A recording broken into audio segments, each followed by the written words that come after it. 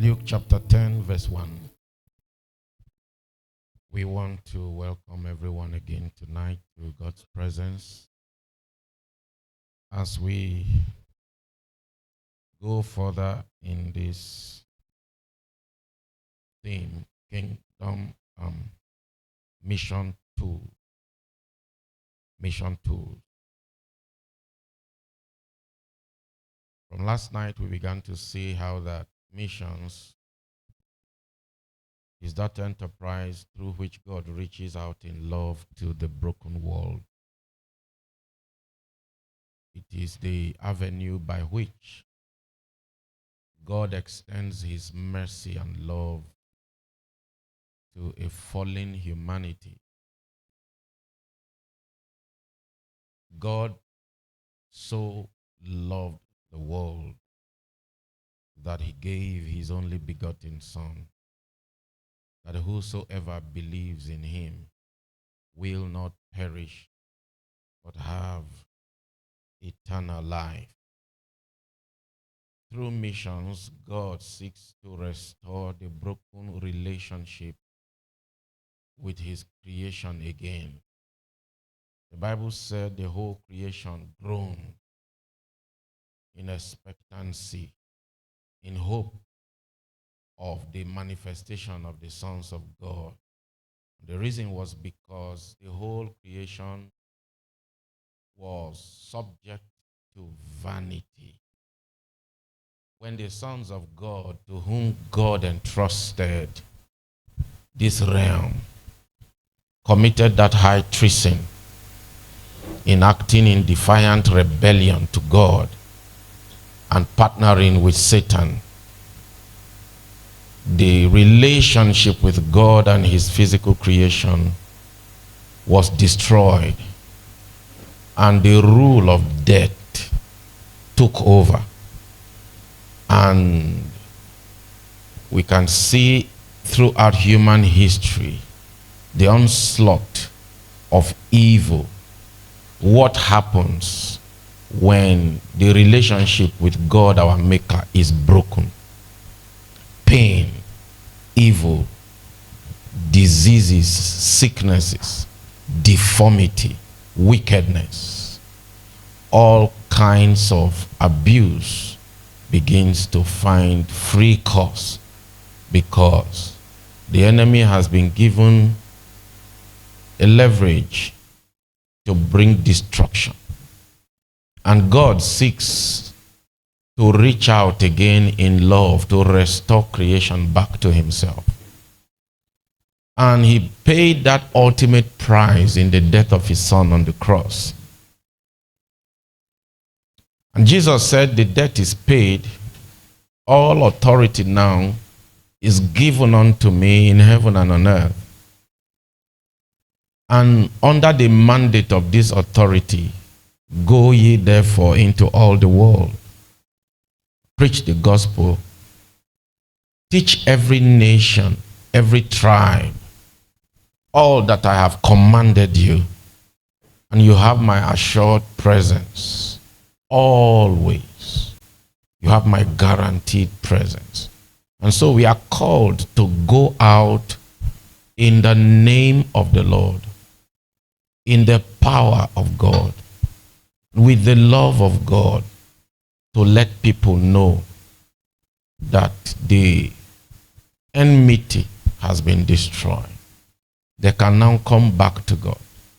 And it will only take those that have the heart of God, the heart of love, the heart of mercy, the heart of kindness, that will be willing to go on his behalf.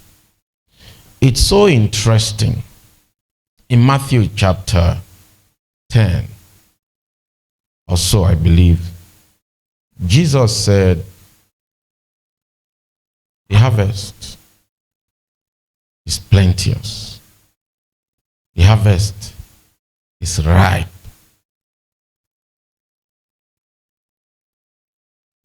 But the laborers are very few. The harvest is plenteous and it is ready, ripe for the picking. But the laborers are few. And then he gave a recommendation. What's the recommendation? What? Pray the Lord of the harvest to do us. That is a very confusing statement. For Christ's sake, if you farm a land and the time for harvest has come, who should be the one under pressure to go and harvest? Is it the owner of the farm or the people around him? I don't know if you have thought about that verse. Whose burden is it to do something about the harvest according to Jesus? His immediate audience, whom he commands to do what? To beg the owner of this farm to send laborers. Why should we be begging him? Is it not his farm? Hello? There's a mystery there. If anybody should be desperate, it should be what? Who? The owner of the farm. But Jesus said, no, it is you that will be desperate. You are the one to beg him to send laborers into the farm. The reason is because God, in his wisdom and in his love, has decided to partner with us. He made us to be stakeholders in his business. He gave us the privilege to participate with him in his enterprise. It is not because the owner of the farm doesn't know what to do, but the owner of the farm gives us the privilege to participate, to partner, to share in his burden, to have the honor of putting our mortal hand into his eternal enterprise. And so he said, pray the Lord of the harvest to send forth laborers. Tonight, we are going to be going further in the conversation we began last night, having seen the heart of the Father and the need to share in his burden as we love him to step out. It's very, very great. Usually every time there is a mission awareness, it's something that normally stirs the emotions. It's something that normally makes people to make emotional choices. When they show pictures of the field, when they tell compelling stories of the dynamics of the field, it's like, what am I doing with my life? Let me just forget about all these things and just move. Let me die. Tonight, having been stirred so, before you take off like a tornado, I'm holding your shirt just briefly before I let you go and have us discuss a few of the challenging realities out there. So let's begin our journey from Luke. Where's our passage? Luke chapter 10. We'll begin from verse 1 of Luke chapter 10, and we'll read it all the way to verse 9. You can finish the whole chapter later on, but I just want to pick a few challenging realities on the field. After these things, the Lord appointed other 70 also and sent them 2 by 2 before his face into every city and place whither he himself will come. So when God wants to come, before the move of God will be released in some territories. Sometimes he sends forerunners. He sends what? Forerunners. To carry out a campaign, to carry out some form of awareness, to give the people a foretaste of what is in the forecast that is about to be unleashed. In this verse, the Bible said, Jesus appointed 70 people and paired them up and distributed them into the various territories that are on his roadmap in the direction of where he wants to invade. Let them go and begin to labor and till the ground and develop the whole vision and prepare the people. I want you to know that the labors of such kinds of people that go to prepare the ground is usually not an easy one. Even though the power of God can be available to encourage, to assist, there will be grace. But I'd like for you to know that the work of pioneering, the work of tilling the ground is usually not an easy one. It does not have a popular vote. You see that Jesus paired them, how many? 2 by 2. It is not something that will gather crowd. The works of pioneers is a work to till the land in view of the coming revival. These kinds of people most times are misunderstood. These kinds of people sometimes don't have so much result in a short time. These kinds of people are usually few. God may want to release a revival, and in view of that revival, he can send you to a place to go and begin to labor. Whereas, for these kinds of pioneers, they can labor for several years without any member. Whereas their contemporaries who are in the revival of what God is doing, in 2 months can gather 600. But the labor of these kinds of pioneers is usually where 2 are gathered. Because Jesus sent them how many? The work of pioneers are very strategic, and because of that, is skillful, expert labor hands that are needed.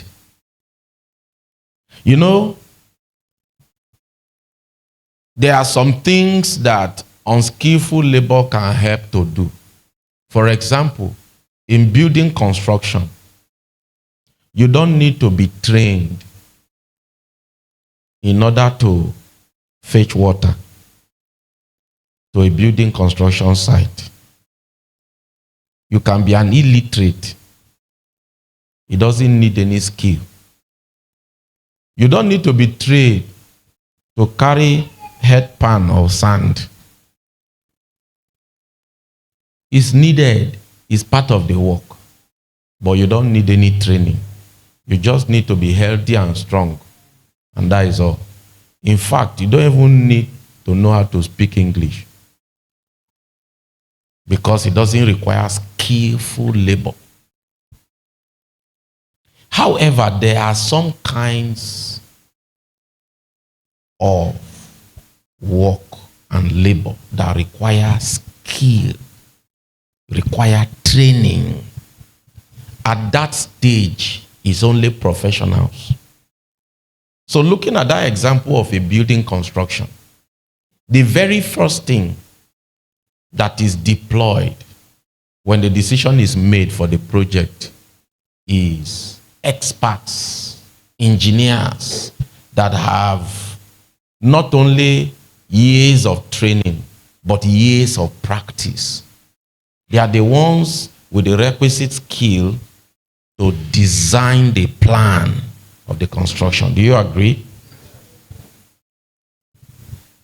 That phase is not a crowd of unskillful committee people. The labor union, what is it called now? Labor. The people that serve the engineers, the people that serve the masons, laborers. It's not laborers that they will gather and say, let's discuss how this building plan will be. Is that what happens? No. It's only few people. Sometimes it's only one architect, depending on the construction. Other times, a team of architects, but all of them are skillfully trained. Architect will come up with the design.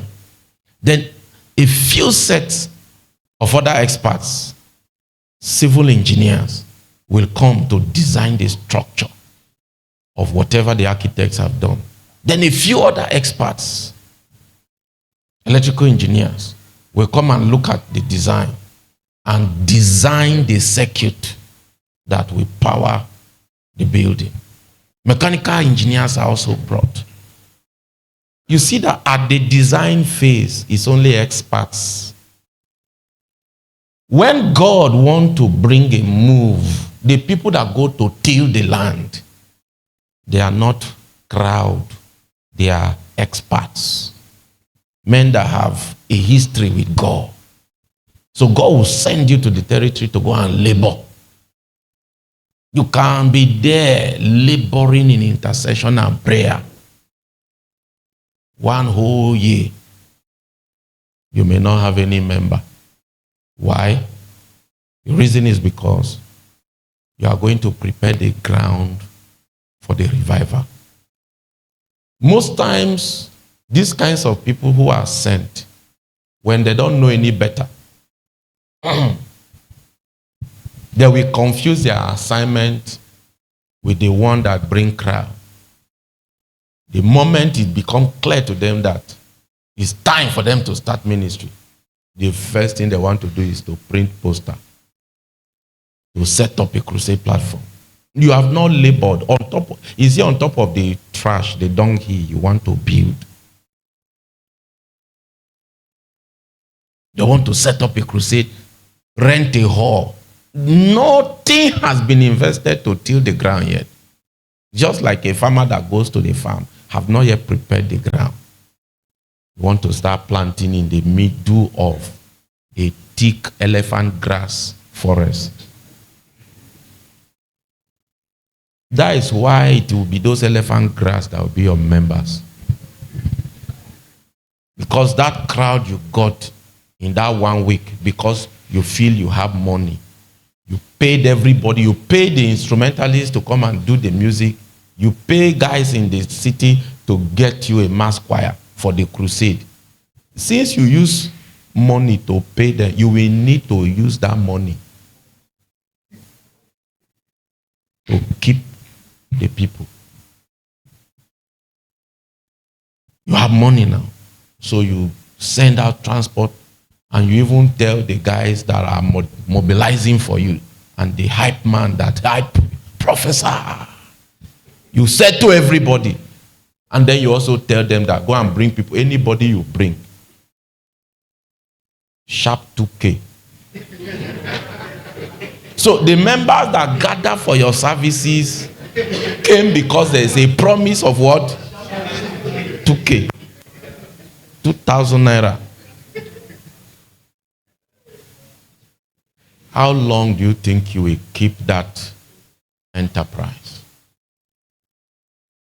He said he sent them 2 by 2 ahead of his arrival. So the first thing you need to know as you step out is that you need to go and labor. That is not the time to gather crowd. That is the time to till the land so that he can come. He is the one that comes with the crowd. Because he is a monarch. He comes with his entourage. Don't try to copy the secrets and mysteries and strategies of Babylon to gather crowd. Go and labor. Labor and prepare the ground for him to come. When he comes, you don't need extra prayer for crowd to come. When he comes, you will see that the crowd you are looking for will be a problem. Go and ask Simon. Simon invited him to his house. He didn't know he is royalty that come with crowd. Simon was happy because since it is his parlor, he has the chair. You know this ultimate chair? This chair that is the owner of the house. No matter how many people are there, even if he is not there, he will bring you to go and sit on it. That chair is reserved.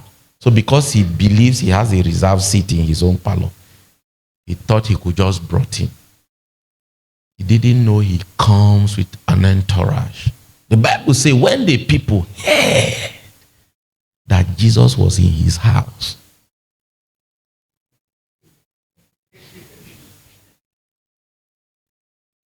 all the crowd with all kinds of sicknesses and diseases began to come, to the point that his house was so jam-packed that some guys brought their friend.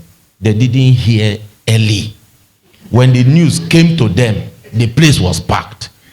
Did you think that they took permission from Simon? No, they did not. When you read the Bible, sometimes you need to picture it. The Bible says, and they opened the tiles of the building. Do you think they carefully loosed the nail one by one and arranged it? They vandalized that man's house. And the moment Jesus said, your sins are forgiven, and the Jews began to murmur, and he said, which one is easy? But for you to know that the Son of Man has power on earth to forgive sin. Take up your bed and go. You know, in the middle of the anger and the rage of the religious authorities, and the man took his bed and went. Who fixed that place later? These guys were already waiting for him outside. When you want to bring him, don't worry about crowd. Labor. That your room, is it big enough? You are trying to use marketing strategy to gather crowd when he is not there. He doesn't have a place to come. When he comes, your problem will change. The labor you did not labor to create enough room, you will see that you were wrong. If you really want him, ask yourself, this my space, is it big enough? Do I need to relocate to a bigger place? Because when he comes, you get to realize that the room is too small. So the focus is what? Go and labor. If he has told you he will come, don't worry about when will he come. Go and what? Go and labor. And in the season of laboring, men will ridicule you. I remember the first time we moved into this facility. As at the time we moved in, the ceiling stopped somewhere around here. These tiles stopped somewhere around there. The rest were sand. And I'm not sure if we have finished the roof as well. We gave ourselves to prayer. We're just making prayer. We wake up in. When we moved in, there were no windows, there were no shutters. Some of us have already moved in here and started living here. It was still an uncompleted building. There was nothing. So we took leather, spread on the ground. We started praying. Wake up in the morning. Pray, oh, pray the whole day we go. Pray till it's time for service. Then we'll organize, set the place, and hold service. When service is over, we'll counsel, we'll encourage. When everybody is gone, from 9 p.m., prayer will start. This prayer, we are not saying, it's time for prayer. No. Somebody will just start his own prayer. Another person will start the prayer. Before you know, everybody is praying. And you will think it's a prayer meeting. We will pray through the whole night. Wherever early in the morning you collapse, that brief moment is the sleep you have for that night. When you wake up again, prayer. If you know the prayer investment that this ground has drank, that's why we cannot remove our leg. No matter wherever God expand us to. This place, no. It has soaked prayer.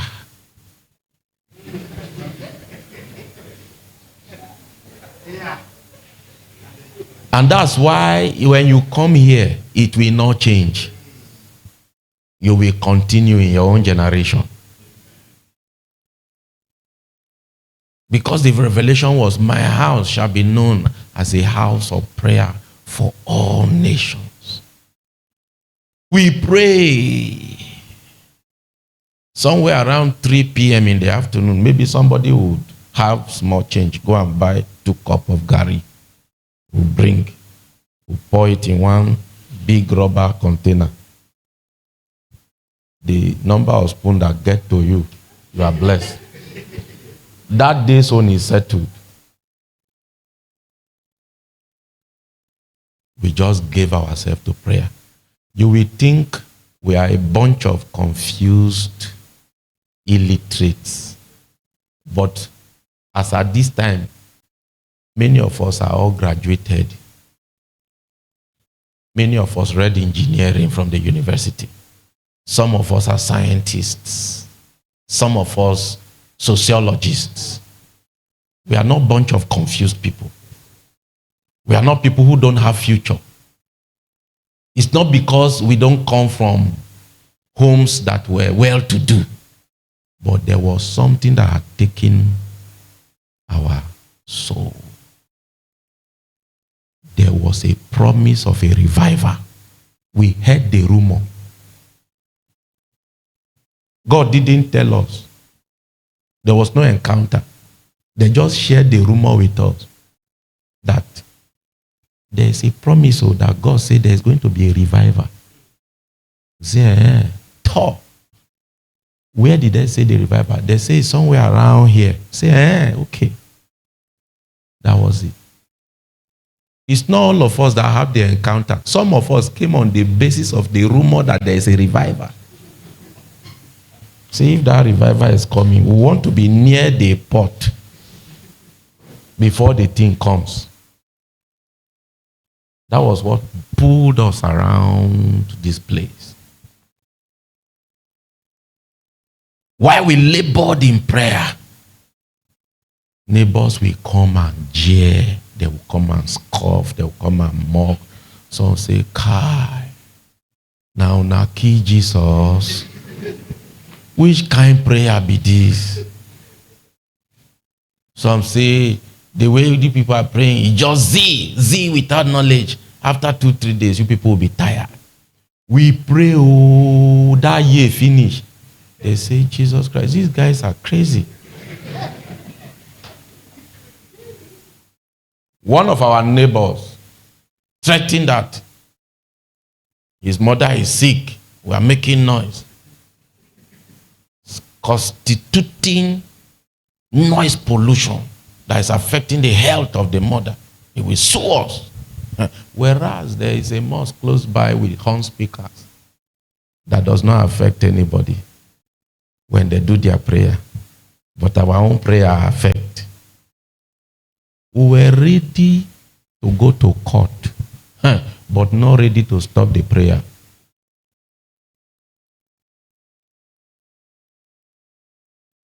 Very few. We didn't see that there was a vision that one day God will bless us. Nothing like that. We were not hoping that as we are faithfully praying, someday, there will be nothing. There was no hope of a promise of anything. We only came because we heard He will come. And we gave ourselves. We had a lot of brethren that came also. We prayed after a while. Start asking themselves, this prophecy you have been prophesying, when will we enter our own rest? The people that asked those questions, they are all gone. When the rest came, they were no longer around. Some came, asked questions. And the new prophecy came and say, leave that prophecy. The other one, they have not yet been fulfilled. You want to bring new one. The people that made those comments too, before the first one were fulfilled, they were gone. He said he appointed them 2 by 2 to go ahead before his face into every city and place whither he himself would come.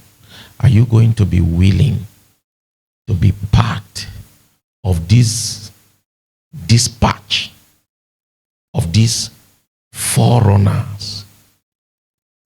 Sometimes you need to clarify what your assignment is. You may not be aware that you are that person God have sent ahead to till the ground. And then you'll be comparing yourself with other people that seem to be more successful, whereas you are a pioneer. You will check, you see, what is the problem? Prayer, I pray more than them. Prophetic, my eye sharp past them. In fact, I even help to clarify their prophetic, the things that word, Rema, I hold on. You check everything, yet you are broke. Yet everybody that comes to receive divine direction, when you give them, when yokes are broken, they will leave your place and go and give testimony of their breakthrough. You will be with them. I remember one of the pastors. His house was a shack. His church, his fellowship center was a shack. Put woods on the ground, hammered zinc around it. One young man in the neighborhood came confused under demonic yoke. He began to labor in prayer with this young man. Every night the young man would just drag himself and come and lie down on the bench. The pastor will kneel down in the dust and grind prayer. You know this one they call crankshaft. The pastor will pray as if all his internal organs for weeks, night vigil every day, dry fasting, different models of fasting. 3 days dry, 7 days, 14 days, 21, water fast, wet dry fast, 40 days fast, all kinds for several months. Every night. This one is the one I know very well. Every night. Pray with this guy. The guy will only his own is just to show up. He will just show up and come and lie down and sleep. And this man will be grinding the prayer every night, every night, every night, every night. Suddenly, something broke. How did it happen? Prayed until he prayed into an election season. After months of praying with this young man. Then he encouraged the young man to go and pick a form for State House of Assembly. First of all, the guy is too broke to be able to afford they form. But somehow, God made a way. He bought the form. When the election came, somehow they forgot his constituency. And when they went to the primaries, nobody was interested. So he emerged unopposed. He was confused. He said, well, no problem. He doesn't have money to eat. Is it money for campaign he will have? When the general election now came up, after the elections were over and they announced, it just happened that his party won this position, the seat of the governor. And because everybody was busy with fighting, they forgot him into his polling unit. When they announced the result, he won the position, became State House of Assembly. While we're trying to recover from, is it true? Have you confirmed it? So that he was announced. When they now went to resume, it was now time to set the house, the State House of Assembly together. And now say, no, what's the name of the speaker? Say the speaker is his zone that he must come from. So that is the turn of his zone. Before we say praise the Lord, he became the speaker.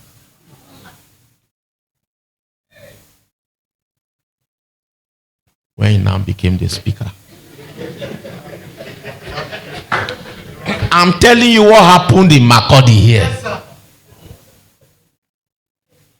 this pastor thought his season of rest have come. The first thing he discovered was the guy's phone number was no longer going through. He now tried everything to get to this guy. He was not working again. He has become a big boy. That was how that pastor was so broken and gave up and left his place. And now he is surviving by the grace of God. Even his calling, he is no longer there again. He is just alive, trying to survive. Why? He failed to realize that he was among these two. Go and labor because I am coming. You will think it's food. You wonder, I carry oil, I carry grace, but how come I am still struggling? Prayer, I pray. Word, I hold on. My eye tear open, I dey see. What all the criteria that should make this shop grow? Because it's a business. You didn't know that the king sent you ahead. You think it's for food.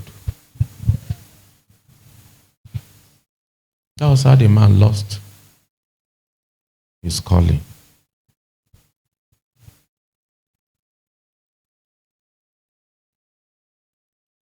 Let's go on. Verse 2, quickly.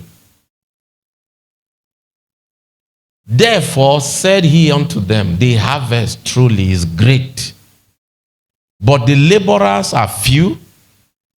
Pray ye therefore the Lord of the harvest, that he will send forth laborers into his harvest.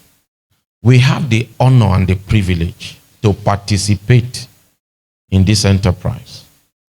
So the burden and the desperation to ensure that this harvest is not wasted, the owner of the harvest the owner of the farm have been excused from it. We are the ones with that burden. That is our own part. If we will pray and call upon him, his own part is to do what? Send laborers. Next verse. Quickly. Okay. Then the instructions come. Go your ways.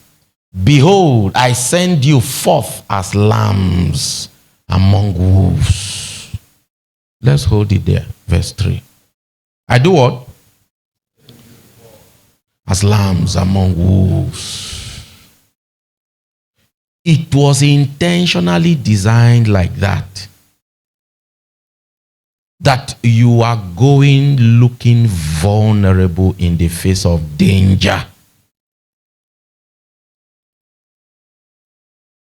So, you need to know that there are predators out there. And there are possibilities of harm.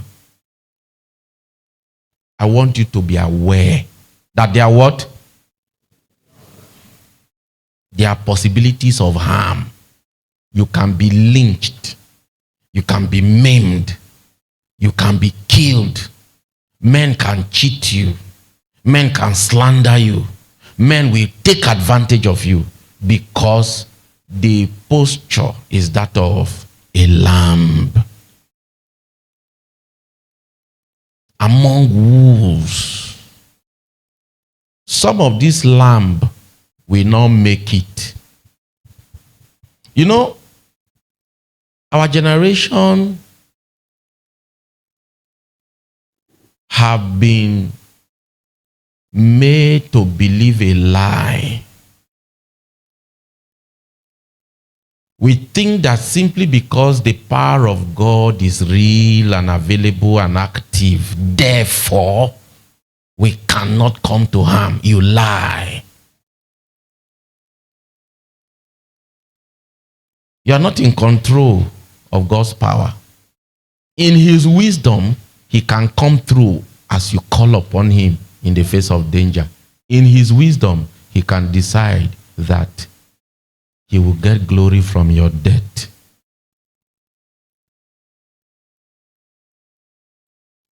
If you look through the whole scriptures, every time he says, go ye, go ye. The only thing we are guaranteed is the grace to go, to come.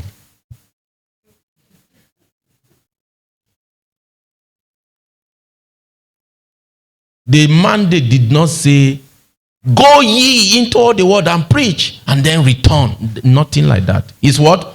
Go ye. You can go and go. You need to be aware. It's not a joke. So the fact that there is a divine mandate on your life does not mean you are immune to harm, to attack. And that's why you must arm yourself with the right mindset that this life of mine, I am going to spend it for him.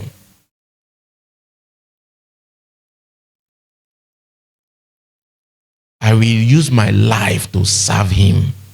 And if it pleases him, my death will also give him glory. That's why he said, and when the Spirit is come upon you, you will receive power to bear witnesses unto me. That word witness is the word martus. Is from the word martyr is drawn from. Power to bear witness includes power to stare death in the face and witness with your blood. I send you forth as sheep among wolves. God preserves, God delivers, God intervenes, but that's not all. You need to know that God also sometimes can decide to get glory. That's why you hear the Bible talk about the fact that precious is the death of his saint. I remember as a child watching Pilgrim's Progress by John Bunyan. And along the way, on their journey to the celestial city, Christian and faithful came to one junction, and evangelist met them and told them that beyond this junction, they will come to a place called Vanity Fair. In that Vanity Fair, one of them will not continue the normal journey. There is a shortcut from that place to the celestial city. He spoke a parable. And he left them. They continued, and suddenly they fell upon a city that a lot of activities were going on. There were trade fairs, all kinds of exciting things. There were prostitutes that were trying to make themselves available. All kinds of issues, trade, enterprise were going on. And in a short while, the people of the city realized that they were not interested in buying any of the things. They became angry. They said, no, you can't be in this our community and you're not willing to trade. And after they were debating, the prince of the territory arrived and everybody bowed. And these two guys refused to bow. That was how they arrested them. Now, the Vanity Fair is the allegory of the world system. All kinds of sins are available for you to freely participate and trade your soul. But because they refused to participate, they were arrested. And they were judged according to the laws of the world system and were found guilty because they were unwilling to participate in the iniquity of the system of this world. And they were sentenced to death. And the first person that they executed was Faithful. They burnt him at the stake. And then a young man in the city whose name was Hopeful encountered Christian, and that was how he helped him, and they escaped and continued on their journey, and Christian continued to disciple Hopeful. But the story was this: Faithful paid with his life, but that was not how the kingdom perceived it, and that was not how the story was presented to them. The prophetic word that came to them was what? There is a shortcut for one of you. So it was something they looked forward to, like, am I the one that will go first, or is it you?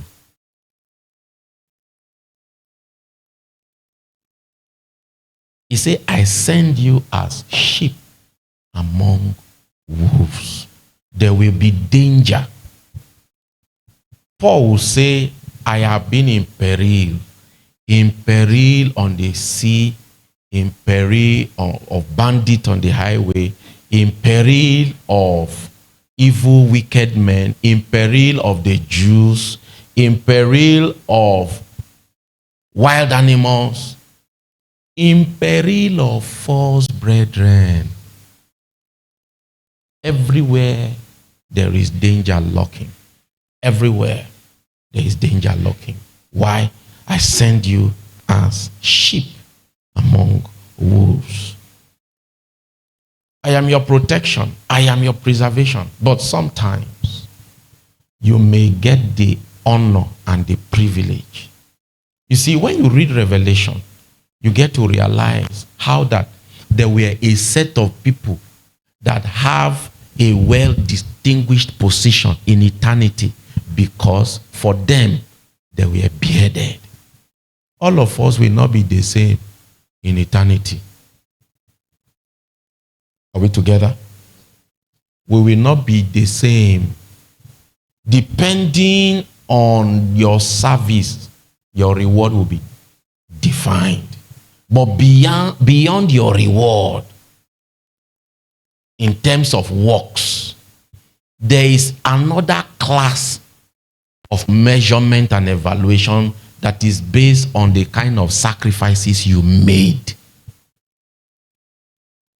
The times that you needed to exert your position, exert your weight, when someone violated you and you thought about him and you decided to hold back. Say, let me just leave him because of God. I could have dealt with him. I could have killed somebody. But The Holy Ghost reminded you of the Lord and you held back. When you could have gotten even, you could have showed the person that nobody cross your path and get away with it. But as you are about to, you say, let me leave it for God. Not because you couldn't have brought the person down. Every of such moment that you held back because of him. Every single sacrifice you make because of him, it will never be forgotten. That's why you read the Bible and the Bible will tell you, do not become tired of well-doing. You will never forget your labor of love. Every quiet kindness you demonstrated that nobody noticed. You know, many of us, it's when people are watching who want to show the people that it was me. If not for me, all those moments that you demonstrated kindness, someone that have been lying against you, someone that wants evil to happen to you, and their own case came up and something terrible could have happened to them, their issue was being discussed, they were going to deny them a privilege. You wanted to say, let that thing be spoiled, but you remembered him and say, Kai, please, just help this person. Don't cancel his name. Don't remove his name. Help him. You did it quietly. He is not even aware that it's because of you. He got empowered to molest you more. You kept quiet. You didn't even rub it on his face. All this thing you are doing, don't you even know it was because of you? All those times you kept quiet, there will never be. Heaven will take note of it.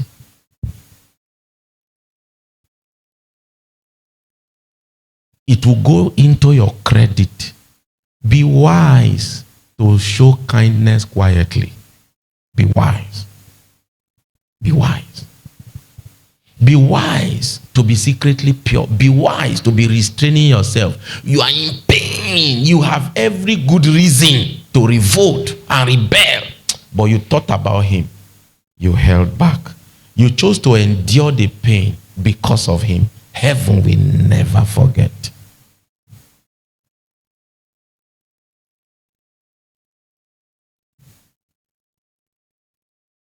Where's my passage? Please don't change it. Leave it there. All right? Thank you. He said, I send you forth as lambs among wolves. Next verse. Carry neither purse, nor script, nor shoes, and salute no man by the way. There are other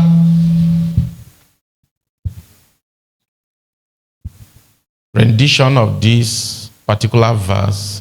When you check Matthew, you check the other gospel accounts that expanded more on this. This particularly talks about the fact that don't take your personal welfare more important than the assignment. Are we together? He said, don't worry about what to carry. Don't make special provision for yourself. Don't worry about carrying extra money, extra clothes, extra this. You know, as human beings, one of the signs and the mark of being a responsible person is to ensure that you don't become a liability. Is that not so? You make proper, adequate preparation for yourself so that you don't beg, so that people will not insult you. Are we following? This is what marks a responsible person. But this legitimate thing, Jesus is here saying that when I am the one sending you, and I specifically give you this instruction, don't worry about making extra preparation for yourself.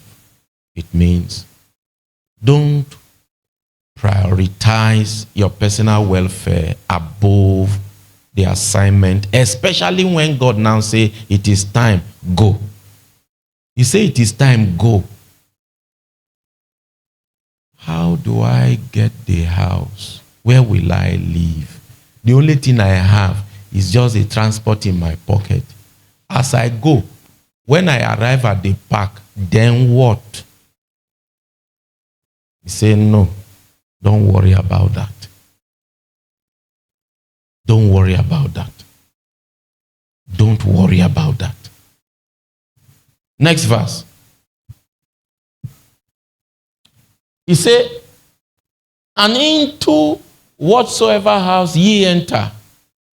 Okay, maybe so that we can expand on that first part a little more, I'd like for us to take that particular verse in Matthew.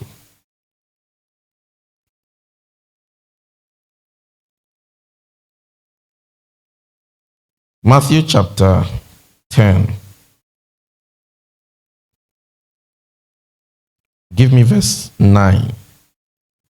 Matthew 10:9. We'll go back to. He said, provide neither gold nor silver nor brass in your purses, nor scrip for your journey, neither two coats, neither shoes, nor yet staves. Why? The workman is worthy of his meat. This is a key idea.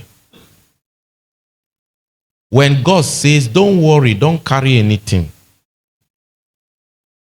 he is not doing it because he is quietly planning in his heart to make you become stranded. No. There is a standing law from the Old Testament. Are we following? And God will never violate his own law. So, he invokes the law to tell you that a workman is worthy. He deserves his meat. So if I am telling you don't carry anything, it is because I will make provision. Is that clear? I will do what? I will make provision. While we are at that, there are a few other things I need to clarify on this subject. First of all, you need to know that he has to specifically tell you, don't carry anything. That is the only time he will have a bond with you. If he did not say that, and you just sense the call of God on your life, you see that there is grace to expand scriptures. You see that God answers your prayers. You see that the gifts of the Spirit are breaking out. And then you know that the burden for the work has become strong. And it's time to engage ministry. And because you are seeing all of these things, and then there's a strong burden to start the ministry, you go and resign your job on your own. You are actually on your own.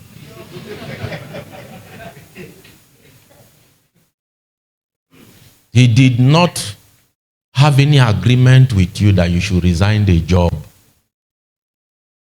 Are you with me? This is the blunder a lot of the older generation made, and they became stranded, and even the ministry failed. And eventually, some of them died in frustration, some of them backslid, and worse still, some of them went into the occult. There must be a bond with you and God. Is that clear? If he did not commit to you that you should not work, my friend, get a job. Start a business alongside that ministry. Don't quit your work. Don't quit your job. It has to be an express instruction. I hope that is clear. I need to emphasize it strong.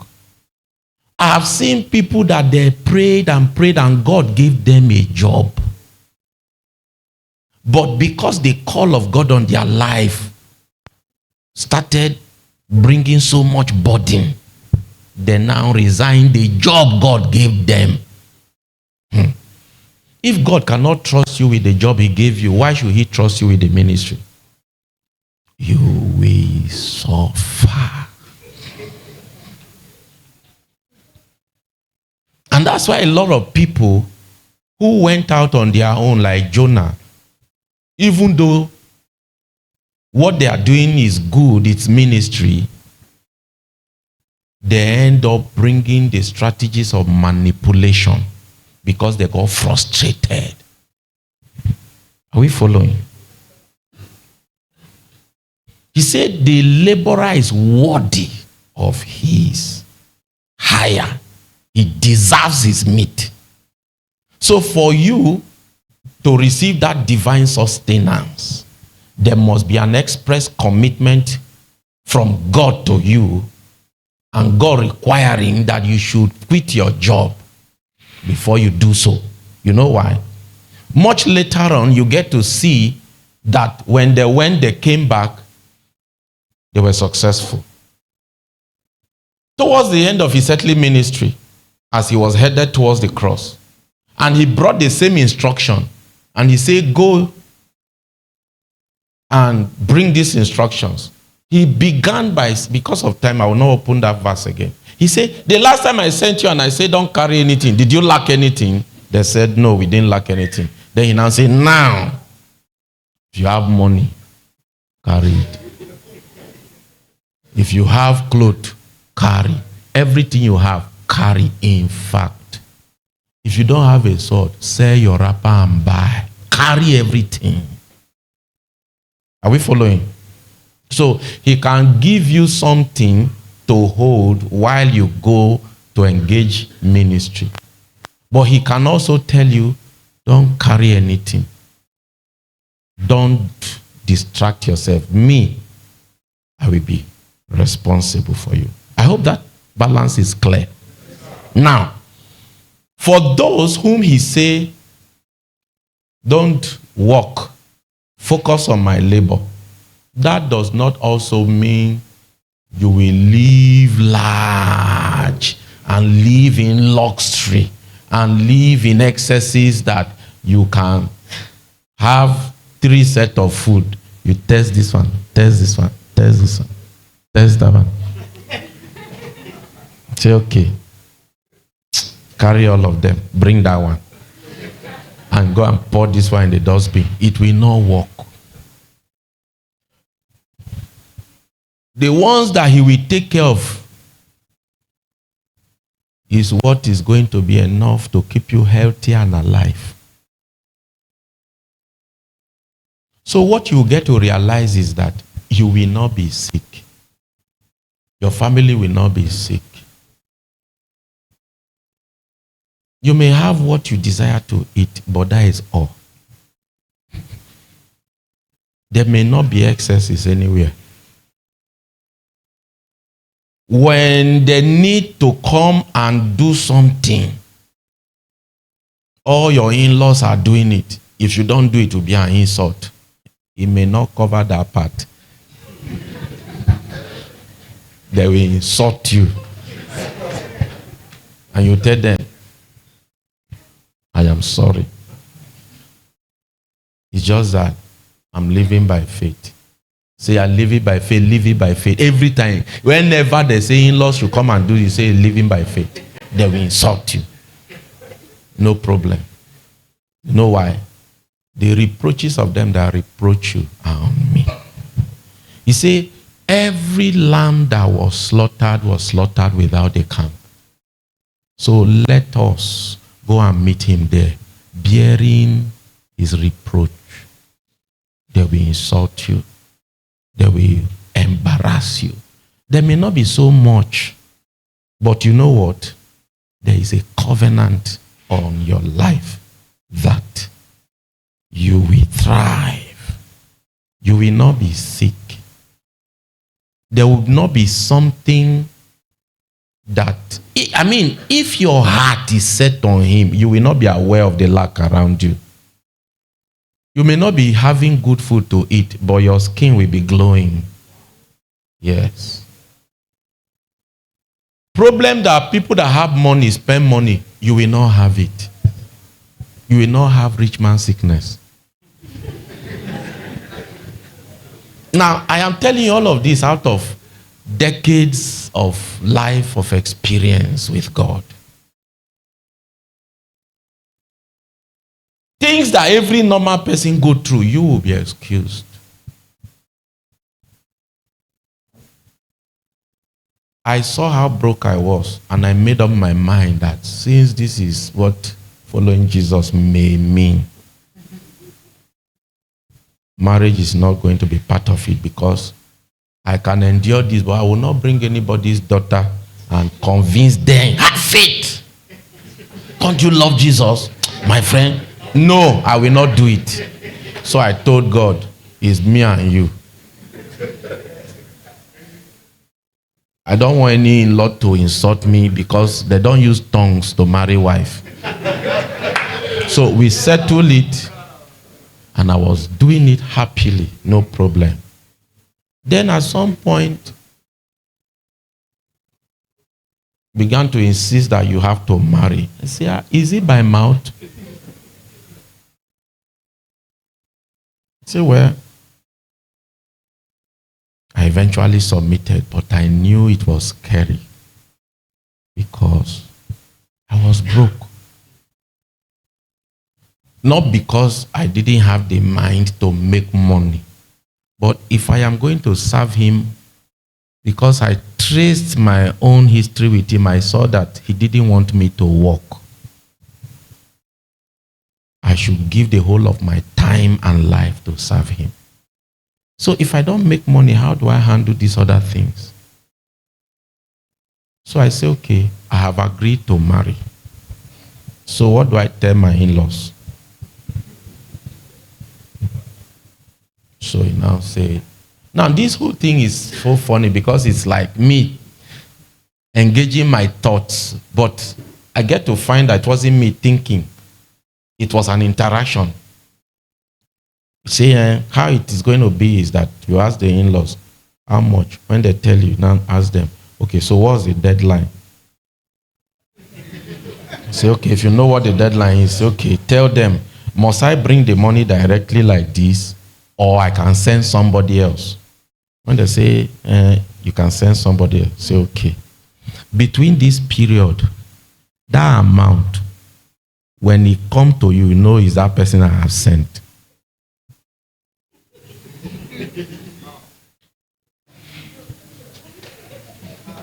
If you don't understand, Gabriel will give you understanding. I'm telling you my story. Remember, where was I living? I was in the camp here. I lived here for 4 years. Yes. I intentionally tell you this story so that those of you that are feeling sorry for yourself, you will receive confidence that when you serve Jesus, you lose nothing. The people that seem to have gone ahead of you, all of you will get up and see that Elijah overtook Ahab at the entrance of Jezreel. It's not who started first that will arrive first. So the conversation was going on in my mind like that tell them that this is the amount, this is the deadline. I don't need to bring the money directly to you. I will send someone.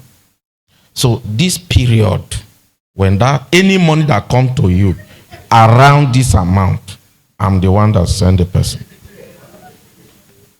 That was a conversation that happened between me and God. So I kept quiet. I was simply obeying. They say, marry. I present myself. I like your daughter. I want to marry her. The small money I have. I didn't just stupidly go and start prophesying and threatening with anointing. No. I researched the culture. I saw that meat has value in that culture, especially bush meat. So the first day I went, I was not expected to bring anything. But I made up my mind, I will always go beyond the requirement. I went to the market. I went to the section where they sell bush meat. I looked for the biggest one. I obtained it, the bottle of wine. When I went and visited my in-laws for the first time, the next time I came, they said that meat you brought, they sent it to the village. In the village, there is hatred for marriage between non-tribe. But that meat changed the game. You see, when you follow Jesus, there is a wisdom that operates. That was where the story began. After 3 weeks, my mother-in-law to be say, "Hey, Pastor, thank you for coming into our family. Since you came, things have changed. See the contract here. They owe me 300,000 for how many years? I've even forgot it. They called me. They paid me. See this other deal. They are owing me. It was clear they will not pay me. They have eaten my money. They just called me. They paid me. So, is understanding coming now? All the money tied all over the place. I did not pray. I did not pray, oh God, go ahead. No, I was living my life, doing the one he said I should do. He said, don't worry about carrying anything. Do my own. I will do your own. That was how my mother-in-law, he will call me. All her money, they started releasing it left, right, center. He said, it's you, it's you. I say, You know, when you didn't pray for something, and they tell you, Kai, thank you for your prayer, so it's working.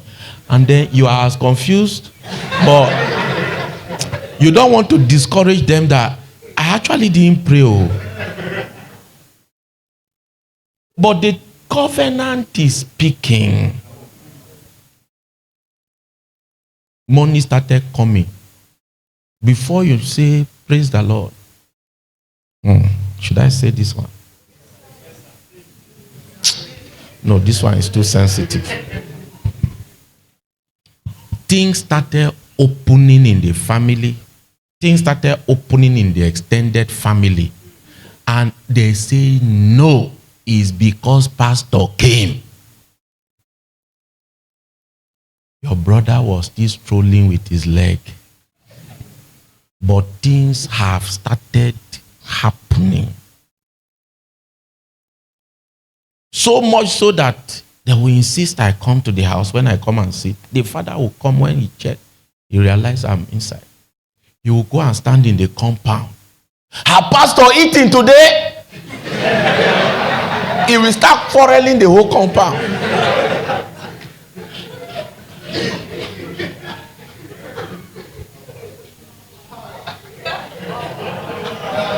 Now, I came with a burden. You people have changed the whole story. I wanted soberness this night, not this laugh I am getting. He said, don't worry about carrying anything. I was still trekking. I was still broke. But the things that God need done were being done. I am saying that to say that you may not have all the so-called abundance to waste, but you will not be stranded. You will know what the psalmist meant when he said, I have not seen the righteous forsaken, nor his seed begging bread. You will starve. You will be broke, but you will not be forsaken. You will not be it's a mystery. You are not having good food to eat, but your skin is glowing. You don't have fine clothes to wear, but your face is shining. He said this poor man cried to him, and he made their face radiant.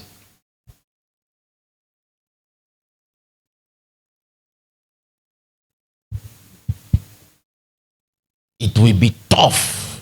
It will be difficult. There will be insults. But if you can hold up your head, you will know the El Shaddai. In a poverty that you will get to discover that the threat of poverty will be nothing before you.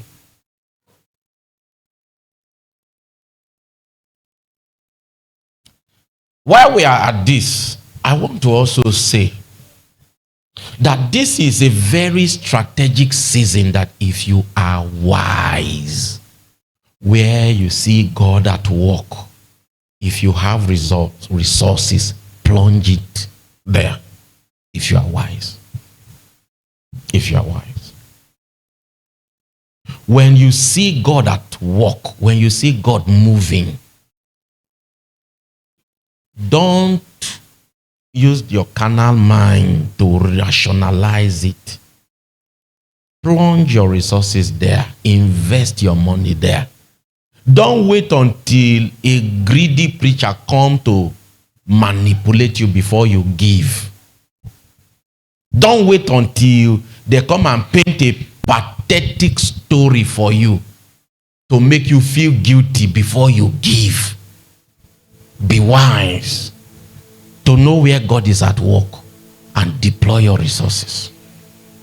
Because if you are waiting for an accurate, genuine person in God's service to come and tell you about money before you give, that work will be finished without you. And this is the unfortunate thing among people who are privileged to be exposed to truth. They are usually not wise to partner with God in their resources. Paul said something to the Philippian church. He said, give me that verse that says, I have learned both to be abased and to abound. Philippians what? Philippians chapter 4.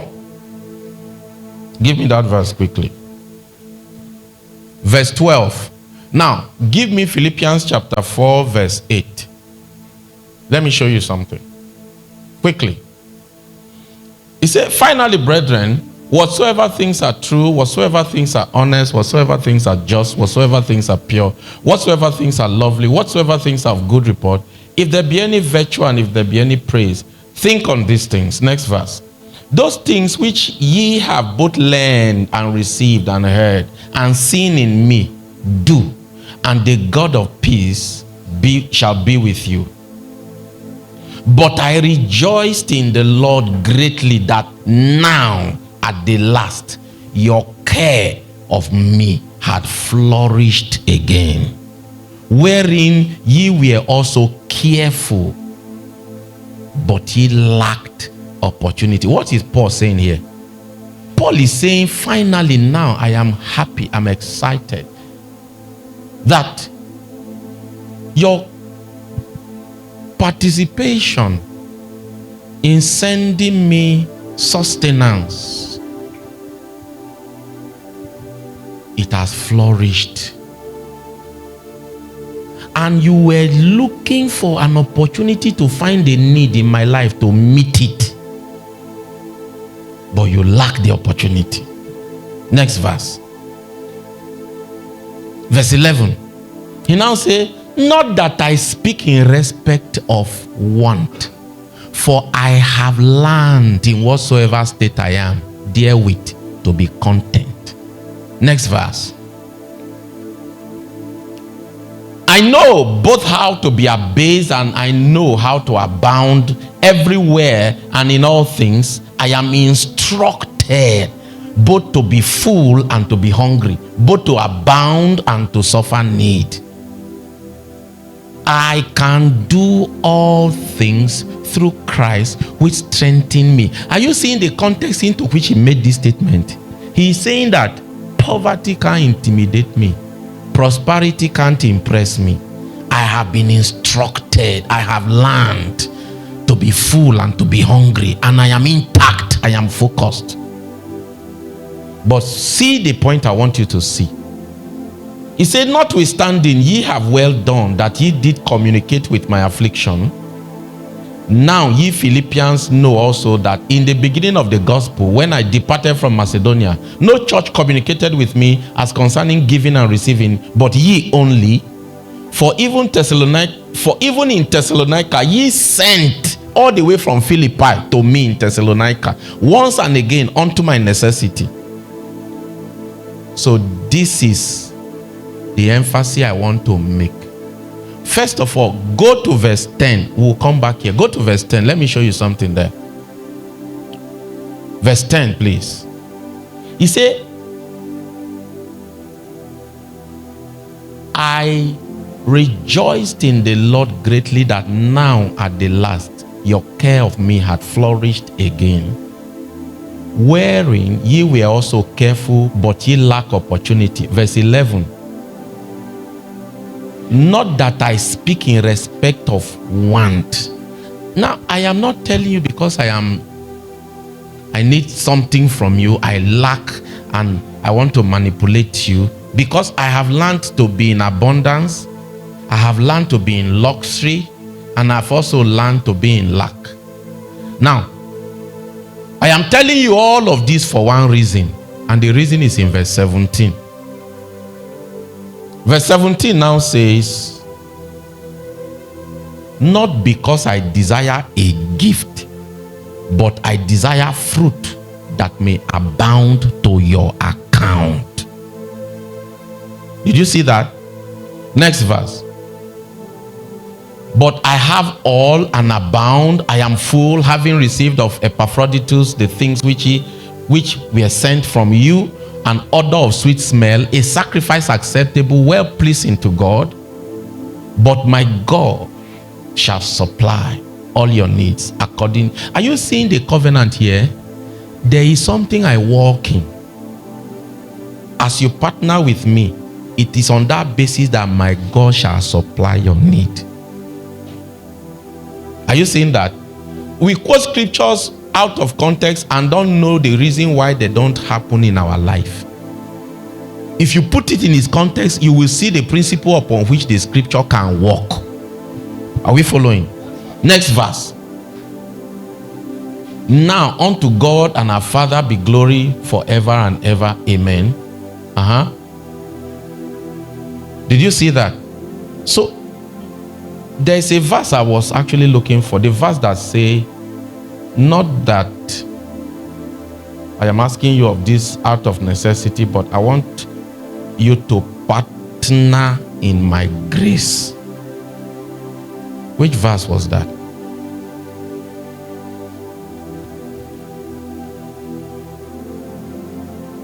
Anyways, are you see what is going on here?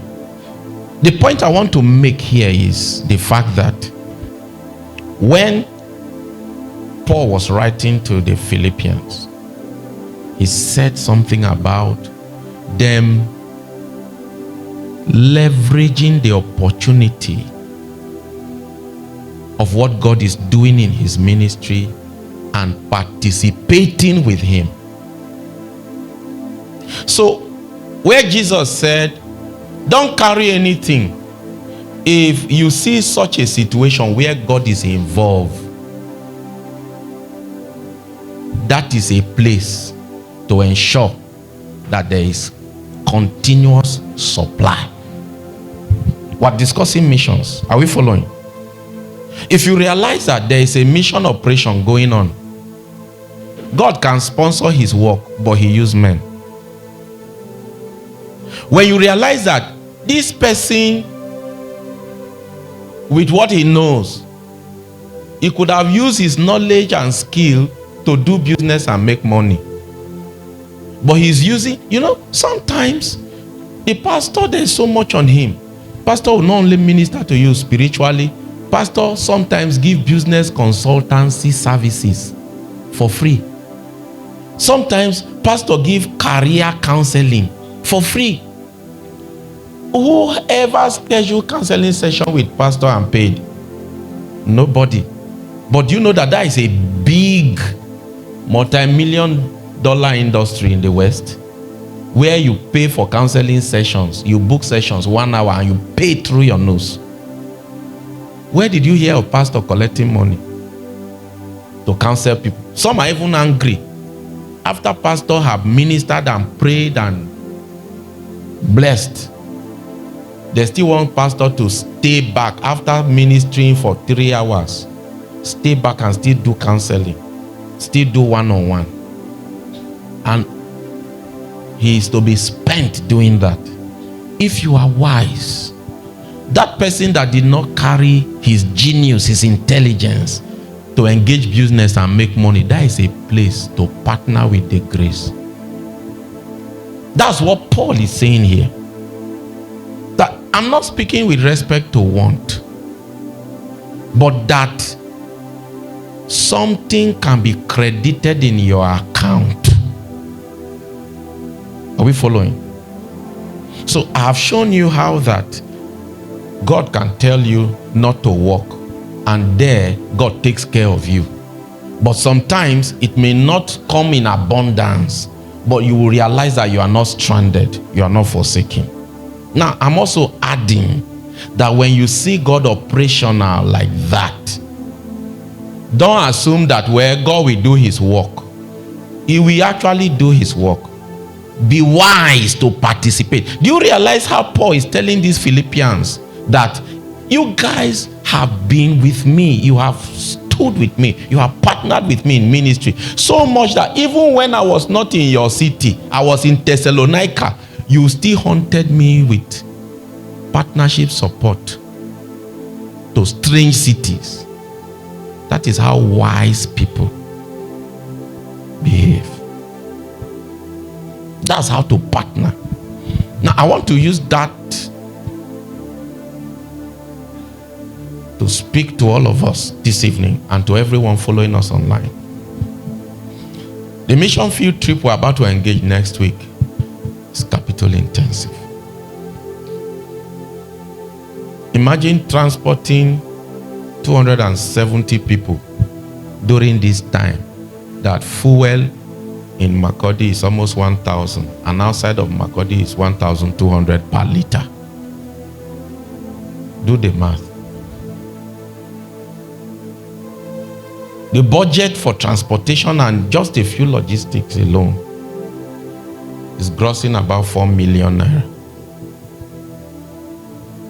Your home may not be plenty. Your home may be 2K. Your home may be 5K. Your home may be 50K. Your home may be 200K. Make sure your name is inside what God is doing. I want to challenge everybody to partner with us in this mission work that we're about to engage. Come next week. Make sure your name is registered. Paul said to the Philippians, I'm not speaking to you concerning necessity because God have helped me. I have been instructed on how to survive. But I am not speaking with respect to want, but I desire fruit that may abound. To whose account? Your account.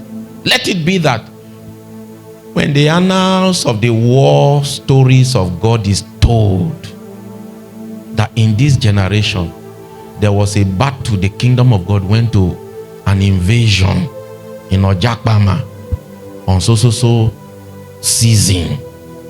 Who were the people that supported it? You know, the battle against Sisera during the time of Deborah, you realize that a song was sung and everybody's participation was read out. They say some tribe came, but they remained in the sheep. Another tribe, they were mobilized. The armies were mobilized for battle. They came, but they were hanging around the shore, checking how far is the thing coming in our favor so that we can join and fight. Different people participated in different ways, but the Bible said the tribe of Naphtali and Zebulun, they were the ones that jeopardized their life on the field of combat. The Bible said, woe to some nations that refused to come and help, because God was at work. God was at war. People that were mobilized, people that heard the rumor. it was only a few people, such that God had to. Not because there were not enough armies that could have handled it, but because not everybody were stirred and they responded to the stirring. Few people went to the field, just 2 tribes, Naphtali and Zebulun.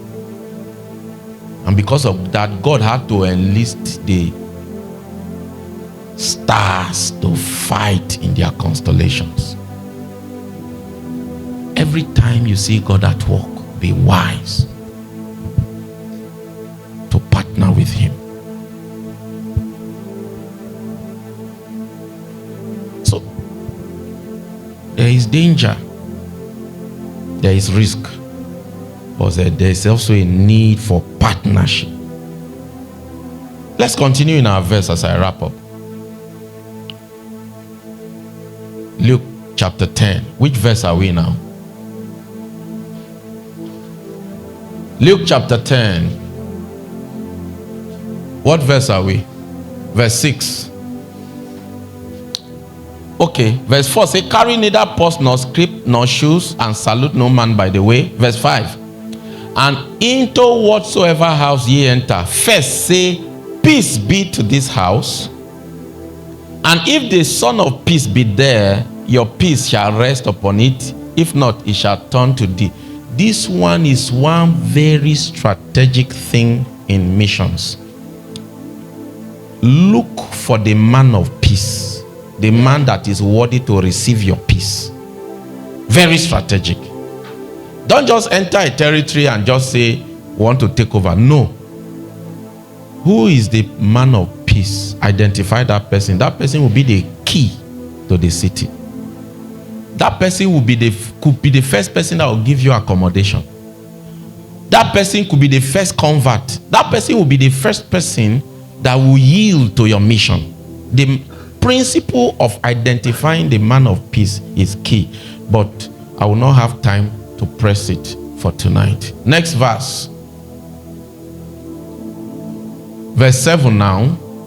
My next emphasis is verse 7 and 8. Can I have it, please? He said, and in the same house remain, eating and drinking such things as they give, for the laborer is worthy of his hire. Go not from house to house. Did you see that? There are so many things there. He said, when you arrive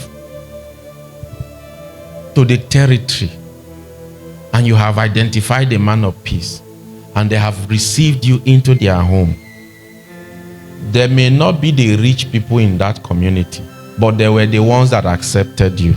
He said, don't go from house to house. Remain and be loyal to that one accommodation you secured. Number 2, cause your peace to rest on that home. Number 3,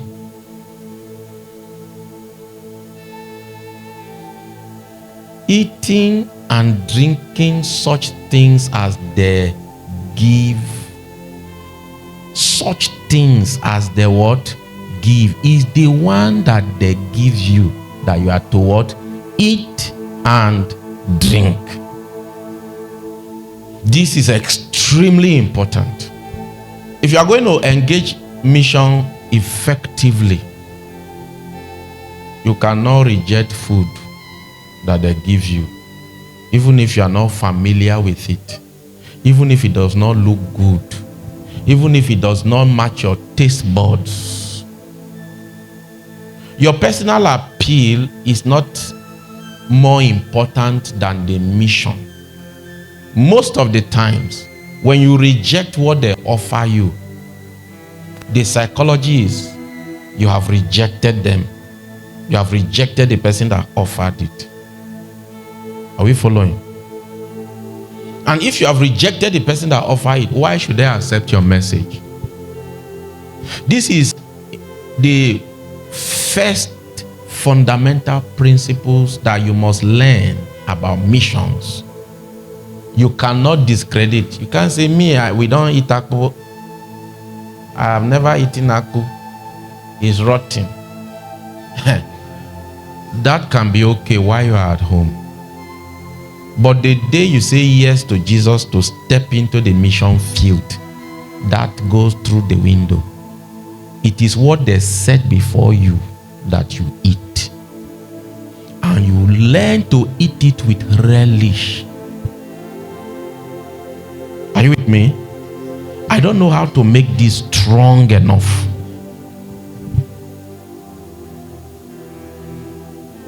Anything they set before you. Give me another version. Do you have another version? Verse 7 of Luke 10. Another version, quickly. It says, stay at one home.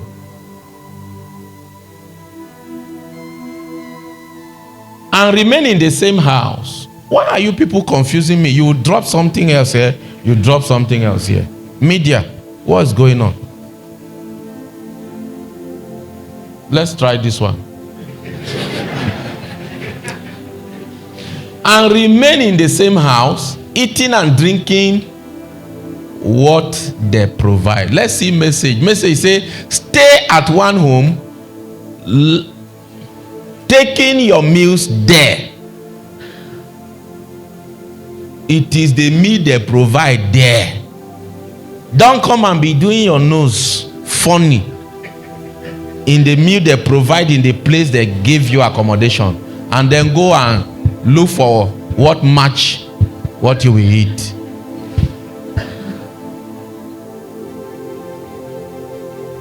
Listen, please stay with me. My time is up, but today I'm going to take extra time to wrap what I intended to address for today and tomorrow. Then tomorrow we are just coming to do Q&A. Is that okay? Okay. Now, it is what they give you that you will eat. Let me preach it to your neighbor.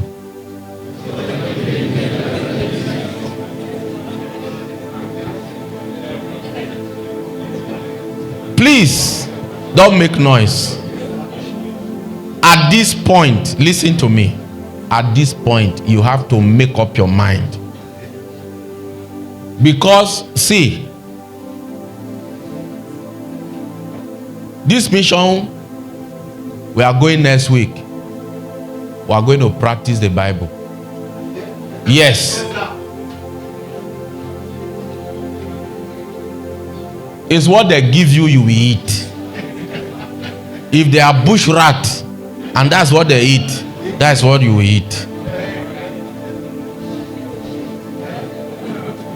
How many of you know the food the Doma people call onyonyo?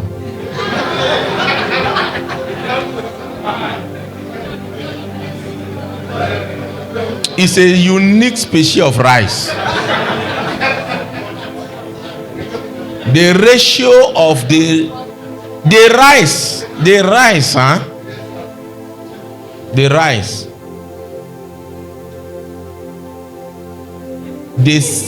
rice grain, you will not see a full rice grain.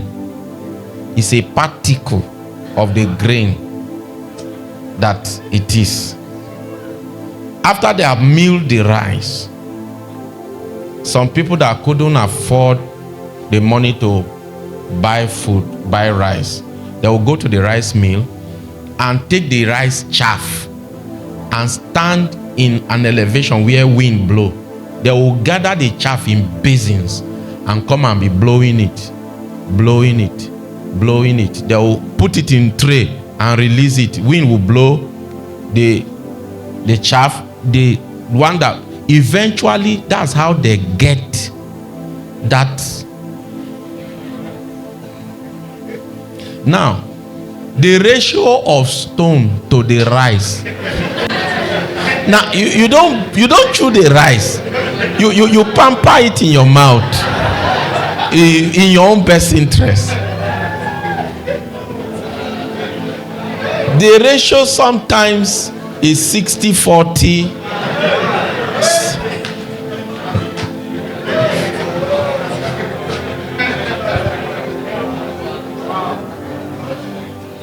So, some people that don't have money, the mothers will go from morning, they will winnow that thing till evening. The little they get is what they go with to feed their children. Whatever they give you is what you eat. Are you with me? This is very fundamental to missions. You need to be aware of this. This one say, no, I don't eat. It does not exist. Except you forgot why you came. If you know why you came,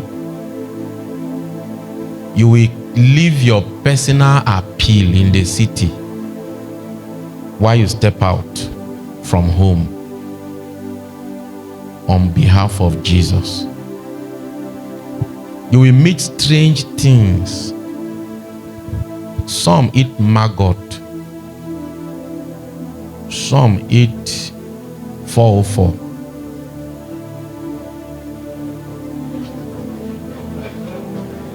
Now, if you don't know what that means as an online audience, pray in tongues. I will not be able to translate that one. So that people, advocates of animal rights, will not come and hunt some people. That some eat vulture. It's what they serve you that you eat. Let me tell you a story. Listen. Please don't make noise.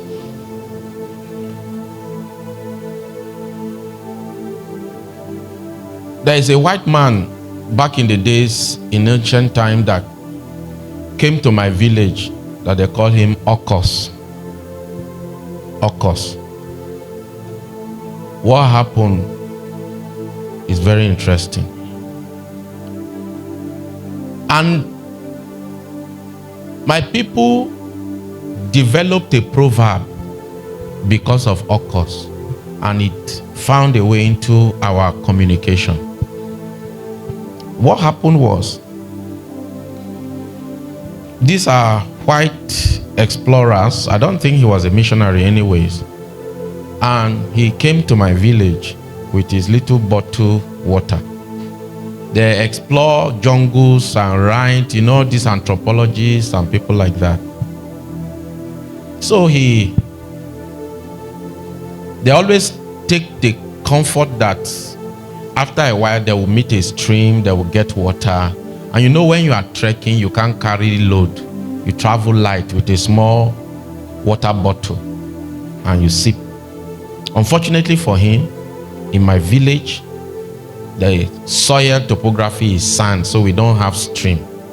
Once the rain falls, everything drains. The first time there was a World Bank project, water project in my village, they have to bore hole kilometers into the ground before they hit the water table. So forget it, you will not see water. And we don't dig well because the water table is kilometers into the earth. So most average well, if you dig that depth, you will not see water in my village. So we don't even have a stream. So when the man came to my village, he ran out of water. The way water is preserved in my village in ancient time, before the water project was done, that there's water now, was, first of all, you can't dig well because you have to go kilometers. And so there's no stream, there is no well, there's nothing. So what my people used to use to preserve water is these old earthen clay pots. And what happens is, a woman is known to be wealthy according to the number of such kinds of pots she has. So it's water they collect during the rainy season. The number of pots you have will determine whether that your quantity, volume of water will take you through the dry season to the next rainy season. Because if your water is exhausted, you have to trek kilometers, hours to another state that has river, because their soil differs and they have stream. Because my own village, it's only, so the major trees in my village are palm trees. So that's why they used to insult my people that we use palm wine to bath, because that's the only fluid you get. Now, so when it rains, they collect the water into the pots.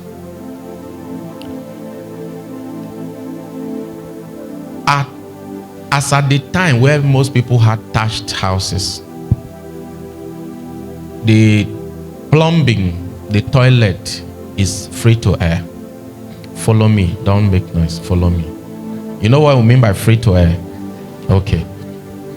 So, where the water, the rainwater is collected, remember it's thatched roof, so they are not collecting the water from the roof. Neither are they keeping the containers outside for the rain to fall directly. You know it will not work. So what happens is, every compound is designed in a way that there is a depression at a particular point, so that when rain falls, in the rain, because few hours after the rain, everything will drain off into the ground. So in the rain, the flood water that floods into the compound flows to that depression, and people stay in the rain and fetch that flood water in that depression into the containers. So during the raining season, that's the water that is used. So should you have enough containers to last you into the dry season, that's when the water will begin to settle. And then nobody know about Adullam on using and all of that. So when it rains, it washes all the nutrients from all the open air. Stay with me.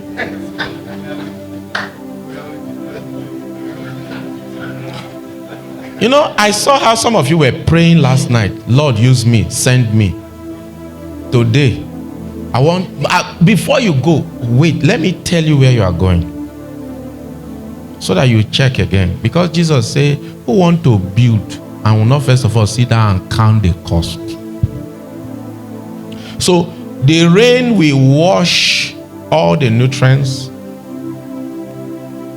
that have been deposited and flood everywhere. So the one that floods into the compound, they fetch from there into the containers. Now, I'm not just saying the flood. I am saying flood plus the nutrients. Okay. Calm down. See, it's not an emotional thing. Wake up, let's talk missions. So when this white man came to our community, he ran out of water. He requested for water, described. So my people now eventually understood he needed water. They went and fished that water for him. Remember, you know how the flood water look in the rainy season. That's how the water look. No, it's not yellow. It's deep. So when they brought the water for him without so much love, he looked at the water and rejected it. And people smiled at him and left him. They were still hanging around. The first day, he was foaming. His water was finished. His throat was parched. No problem. Second day, no water. By and by, he could not survive it. My people with joy and so much love brought that water to him again. Say, won't you drink? He said, of course, of course. So he collected the water and drank.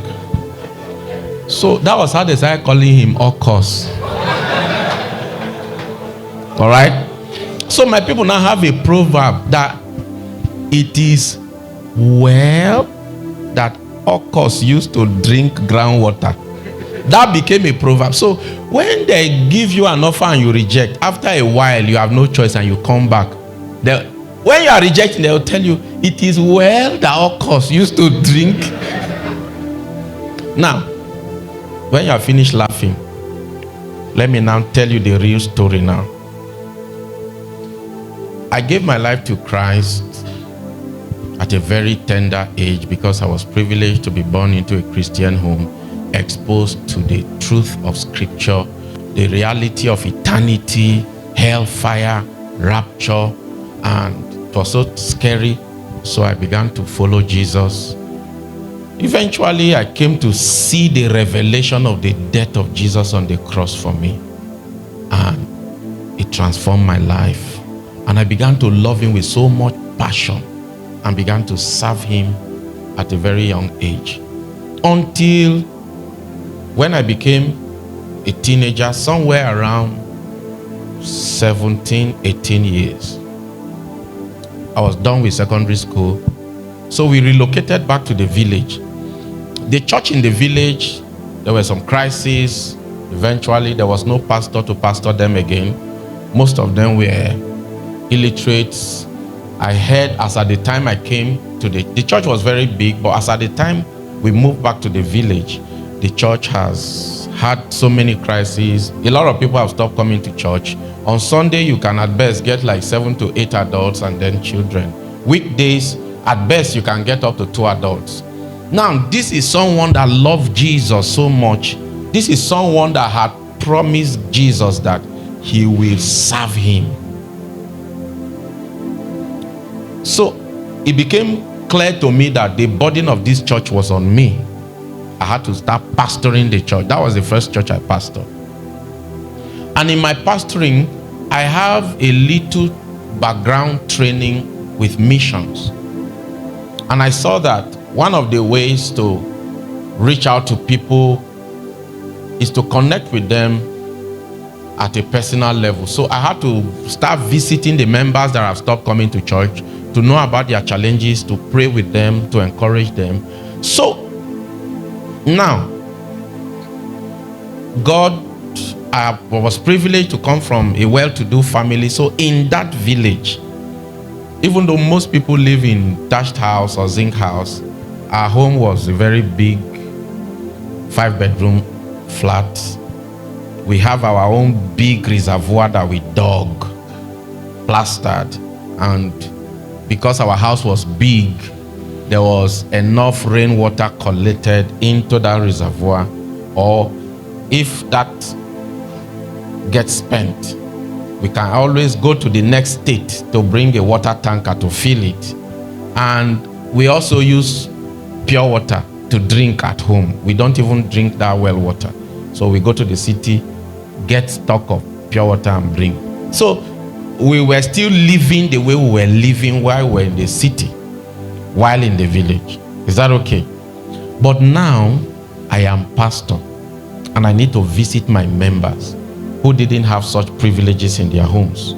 And so as at this time, a few people that could build a house with roofing sheets, if you can afford 1 or 2 or 3 bags of cement, you can also dig your own small reservoir. However, because the houses were tiny, you can't get enough water from the zinc to fill that reservoir. And so the same old method of collating, I saw it with my eyes because I lived in that condition for 3 years while I was doing ministry in the village. In the rain, people come out to fetch water that has washed all those nutrients from everywhere into their reservoir. Now, in the raining season, that's what they use till into the dry season. It's somewhere around January, February that the water would have settled and become the normal transparent water. But in the rainy season, it's like that. Now, this was before the water project, all right? Because this was several years ago when I was still in my teenage years. So I went to this family to encourage them. And In the daytime, most of them are at farm. So I have to go when they'll be back from farm, when they have settled. And that time usually is meal time. So pastor is in their home, and then they serve pastor food. There is one kind of akpu that they call ikuliku. Then the soup, I can't give you the name of the soup. It's at another level. That was the food they had. The passage say, whatever they serve you, that is what you eat. Give me it in King James again. Luke 10:7. Luke 10:7, quickly. He said, in the same house remain.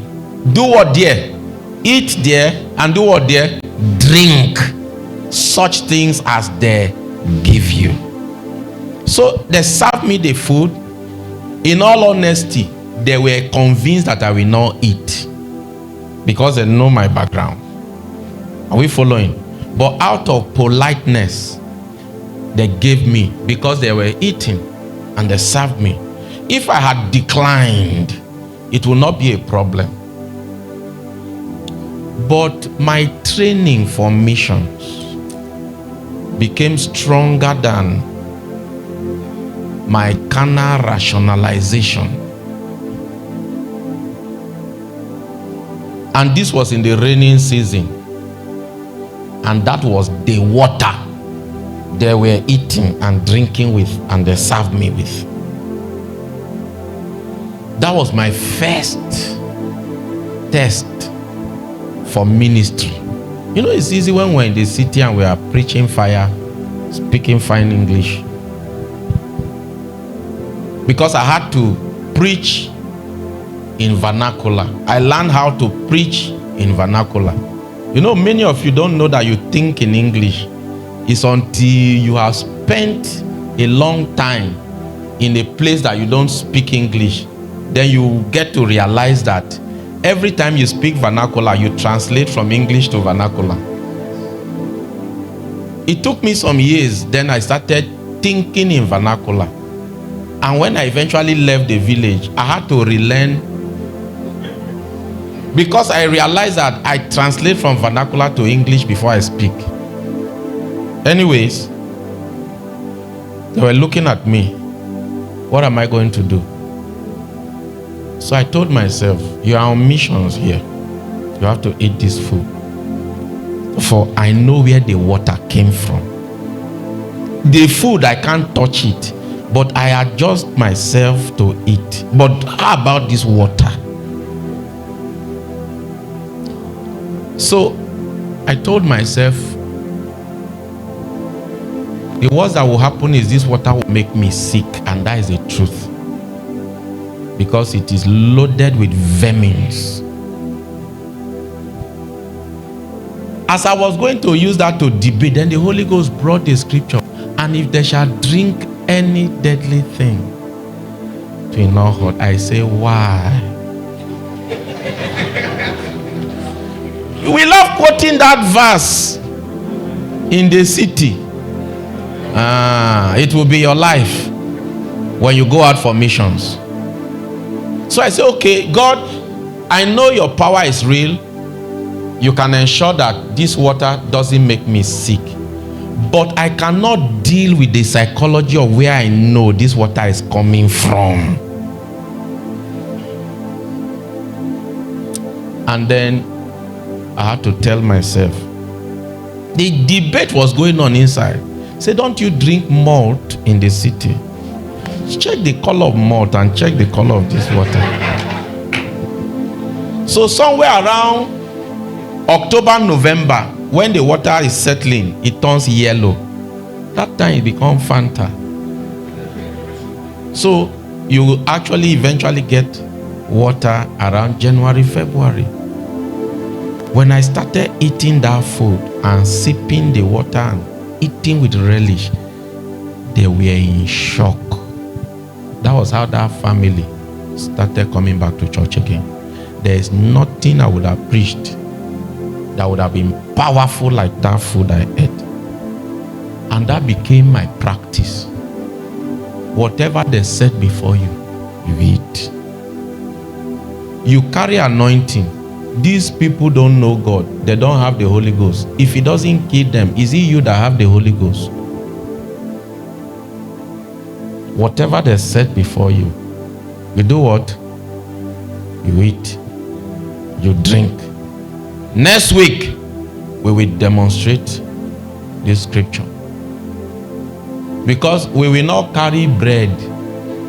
Second semester students, where are you? We are not carrying.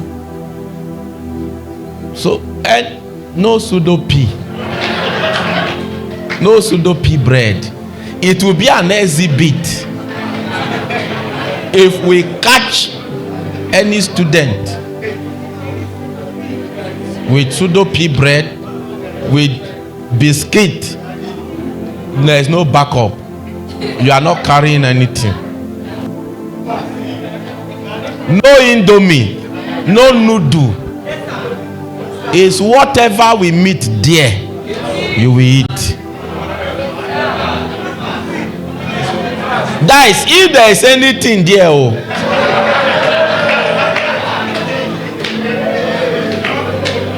because this season food is scarce, so you should feel privileged if they share their food with you. So next week, this scripture it will be fulfilled in thy life.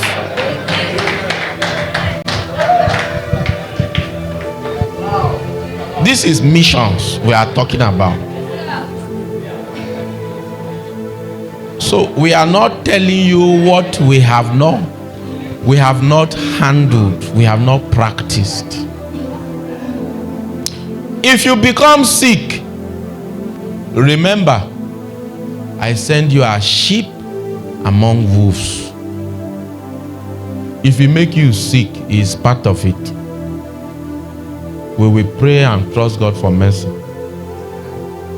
If you are not healed, endure it. We'll just pray God keep you alive till we finish the mission. When we come back, we'll admit you, we'll treat you.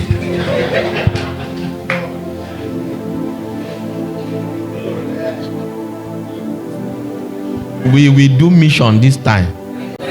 So get ready. May you not be caught with an exhibit. Carry nothing. Carry what?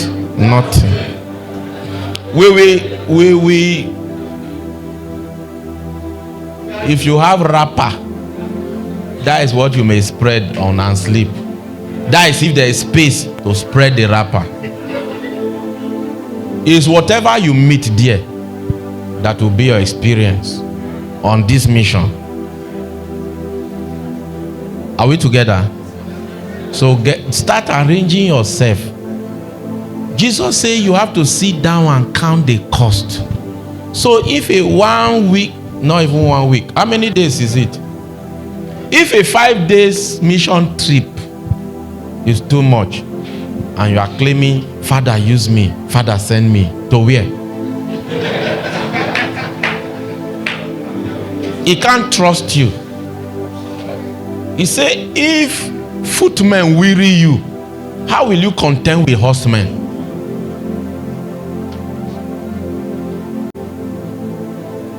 So next week is going to be an adventure. Let me tell you something. Do you realize that Paul said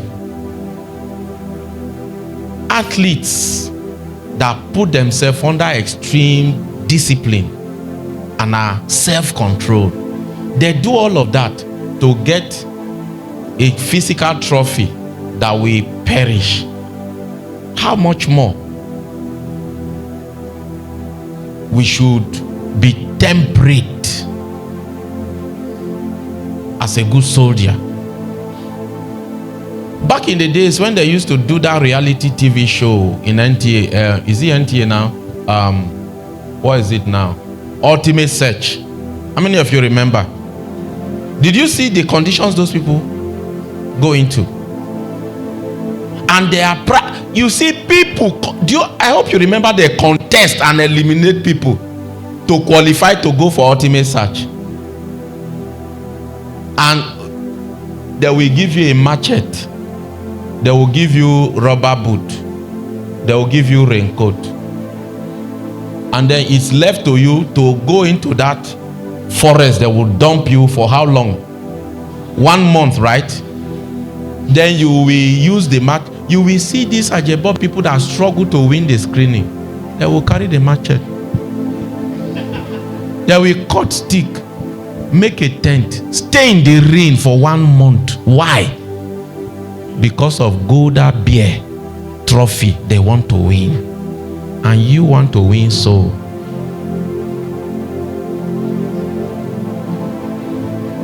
Whatever they give you, eat. Even when the taste is undefined, you eat.